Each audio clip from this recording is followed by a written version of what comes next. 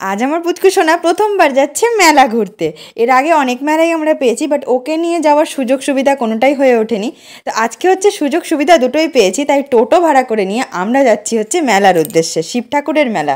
আমাদের এখানে ভালুকা বলে একটা জায়গা আছে, ওখানে অনেক দিন ধরে মেলা হয়। আর এটা হচ্ছে আমাদের রতুয়ার স্টেডিয়াম, আর এটা হচ্ছে একটা মন্দির, রাধা মাধবের মন্দির, সীতারামের মন্দির বলে। একদম আমাদের স্কুলের সামনেই একটা রাস্তা দিয়ে যেতে হয়, আমাদের যেখানে আমরা পড়াশোনা করেছি। আর রাস্তাটা দিয়ে উঠে নিয়েই হচ্ছে এই মন্দিরটা। তো মন্দিরে ভাগবত পাঠ হচ্ছিলো, তাই তোমাদের সাথে একটু শেয়ার করে নিলাম। দেন অনেকগুলো ছোটো ছোটো ছোটো ছোটো জায়গা, পাড়া, গ্রাম পেরিয়ে আমরা একটা ভালুকা ঢুকে গেছি, মানে যেখানে মেনলি মেলাটা হচ্ছে। তো ভালুকা ঢোকার আগে একটা মায়ের মন্দির আছে, মা মনসার মন্দির। তো মা এখানে যায় পুজো টুজো করতে। তো বললো চল একটু আশীর্বাদ নিয়ে নিই, ছেলেকে যখন নিয়ে এসছিস। তো আমরা পুচকোকে নিয়ে একদম মায়ের সামনে, আর মন্দিরটা না এত সুন্দর, আর ওখানে মায়ের এত মূর্তি রাখা আছে চারিদিকে যে খুবই সুন্দর লাগছিলো। তাই শান্তিভাবে একটু কিছুক্ষণ বসে নিয়ে দেন আমরা মেলার উদ্দেশ্যে গেলাম। মেলাতে গিয়ে প্রথমেই তো বাবা শিবের দর্শন করতে হবে, কেননা শিব ঠাকুরের মেলাতে গেছি। তো এটা হচ্ছে বহু বহু বহু বহু পুরনো মন্দির, আর অনেক দিনের মন্দির। আমরা ছোটো থেকে এই মন্দিরটা দেখছি, আমরা কেন, আমাদের আগে, তার আগে যারা যারা ছিল, কারণ এটা অনেক পুরনো মন্দির।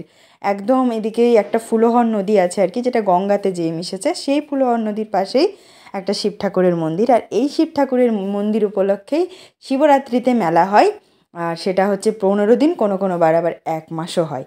তো পুচকুর প্রথমবার ছিল এই মেলাটা, তো আমাকে তো এই জিনিসটা স্মৃতি হিসাবে রাখতেই হতো, তাই না? প্রথমেই আমরা গেলাম হচ্ছে মন্দিরে, মা বাবাকে মন ভরে প্রণাম করলাম, তোমরা দেখলে আশীর্বাদ নিয়ে। তারপরে ওখান থেকে আমরা ধীরে ধীরে ধীরে ধীরে মেলার মধ্যে এন্টার করলাম। এইবার মেলাতে ঢুকেছি, প্রথমবার মেলা। আর তাও আবার পুচকু এখন যথেষ্ট বুঝতে শিখেছে, ওর কোনটা লাগবে না লাগবে ও তোমাকে খুব ভালো করে সেটা বুঝিয়ে দেয়। আর ও মেলাতে গেছে, আর মেলা মানেই তো বাচ্চাদের অনেক পছন্দের জিনিস থাকে এখানে, তাই না? ও কিছুই ছাড়বে না, ও ছোটো ছোটো সানগ্লাস থেকে টুপি থেকে যত কিছু ঝুলছে। আর বাচ্চাদেরই তো মেন আকর্ষণ, মেলাটা তো ওদের মানে বিশেষ করে আমাদেরও যখন ছোটোবেলায় মেলায় যেতাম মনে হতো সব কিছু নিয়ে বাড়ি যাই। তো এরকম হচ্ছে ওরও এখন শুরু হচ্ছে সেই দিনগুলো আর কি।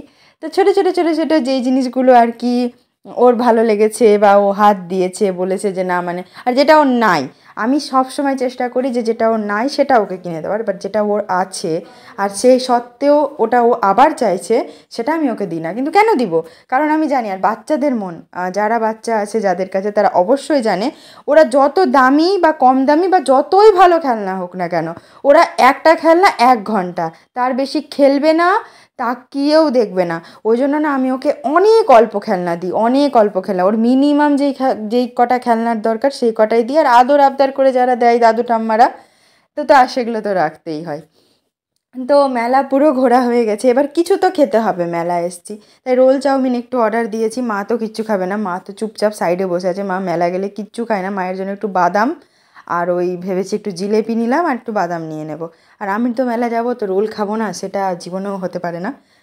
তাই একটা রোল খেলাম, আর বুচকুর জন্য সুজি করে নিয়ে এসেছিলাম। ওকে তো বাইরের খাবার একদম অ্যাভয়েড করি।